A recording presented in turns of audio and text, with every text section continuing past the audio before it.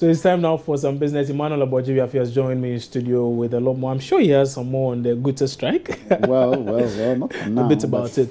Definitely we'll have to update you in subsequent bulletins. But what do you think? Do you think they have a point? Well, of course. They have a point. I mean, you and but we can't help them. I can't. You can't. You can. Well, all I can do is that's what you're doing. Exactly, you're echoing their views because all in all, it affects everybody in the country. Where there are too much price increases and hikes in taxes is not too good. They say the taxes are just too much. Yes. Are you feeling it in your pocket? Of course. Yeah. Oh, of course. okay. When we finish, I'll give you the details. Sure, give us the details. Time for business. The Africa Center for Energy Policy, ACP, is challenging President Mahama's declaration that 800 megawatts of power has been added to the country's generation mix. The president made the announcement during the presentation of the State of the Nation address last Thursday. According to the president, the power crisis that crippled many businesses and left many people jobless has now ended. But the African Center for Energy Policy says the crisis is far from over as the amount of power added to the national grid is below the 800 megawatts. 800 megawatt, I didn't get how the computation was done. I mean, from where we sit, the additions we have seen are the car power 225, the Ameri 250, plus the steam turbine at Tico. So you add that together, it's about 580 megawatts. So I don't know where the SS is coming from. But that is not enough to be able to bring on other companies like VACO who are not consuming electricity right now.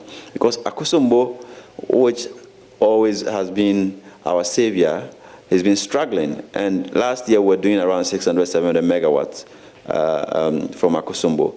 But today we're doing around 300 and 370 megawatts. So it tells you that whilst you are adding generation from thermal, Akosombo increasingly is not available.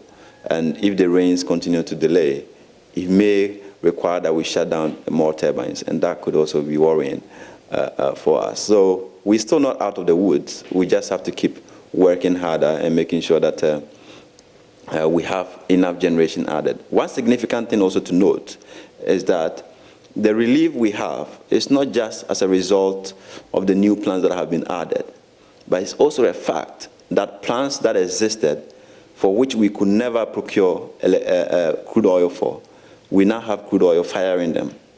And that has added. So you ask yourself, why didn't we buy this crude oil earlier to keep businesses afloat, to ensure that they did not go under before we bought crude oil to get them operational?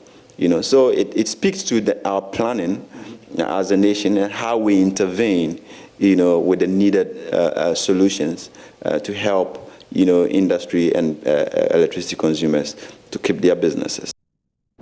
The center has already warned that even though the power situation has fairly stabilized, the challenges may recur towards the middle of the year when peak demand due to the projected economic recovery around that time. Now, Mr. Boache says the only way out is the production of more power. If you look at the trend, now our peak demand is around 1,700 megawatts.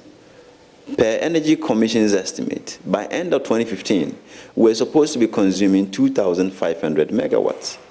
So a whopping close to 800 megawatts is not unaccounted in our demand scenario right now, you know, and that should be worrying. You ask yourself, who is not consuming that power?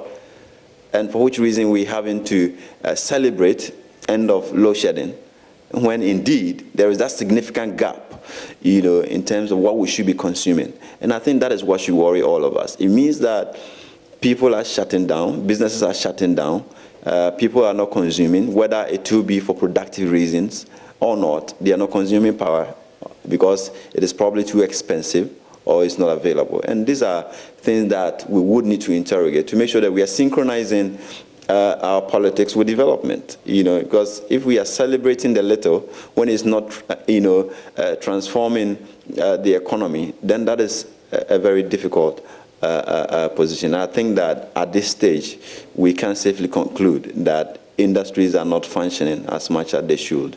And one thing also is that whilst you are celebrating an end to load shedding, you should also be considering what the suppressed demand scenario is. We have VACO that needs about 300 megawatts of power to produce. They are only producing with one port line at around 60 megawatts of power. If VACO should zoom in today to full capacity, a lot of places will be in darkness. So we have not technically ended load shedding. All right, so that's the view of the Africa Center for Energy Policy, ACEP. Away from that, as the economic conditions in the country becomes more stringent, the level of savings and other basic banking services are said to have dwindled or gone down. This has also worsened the situation where a greater percentage of the population remains unbanked. Speaking during the launch of a new branch of the bank at Kojokrom in the Western region, CEO of Ahantaman Rural Bank, Benjamin Ofo-Eshen, urged people not to relent on their savings culture and to continue to save with the banks, especially to secure their ward's future against unforeseen contingencies. Please make sure that whatever you get, no matter how big it is, no matter how small it is, save 10% for your future. You save 10% for your future, then make sure that at least, well, if you're a believer, you can spend 10 on charity, on the work of God, then make sure that you live within the 80. And as I said, if the 80 will not satisfy you, I can assure you that the 100 will, or if the 80 will not make you fall, the 100 too will not satisfy you. So it's better you save for your future. And with a secure future, you can be sure that you have a peace of mind. It's difficult sending children to school nowadays. The admission fees are so huge. And what do? We cannot also decide that our children should be the level where we are. We should plan to make sure that our children, our offspring, go to a higher pedestal than we are. But with the difficulties, so the little we have, let's save. Your child in class 1, you can start saving for that child. And by the time the child gets to SHS, nursing training, any tertiary institution, you will have enough funds to do that. And Ahantaman has launched this special product called the Dachi Investment Account, which compounds the interest. We compound the interest that you earn.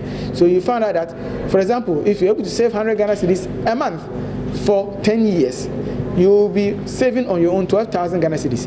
But at the end of that period, the interest that the bank will have added to you through the compounding will be 11,000.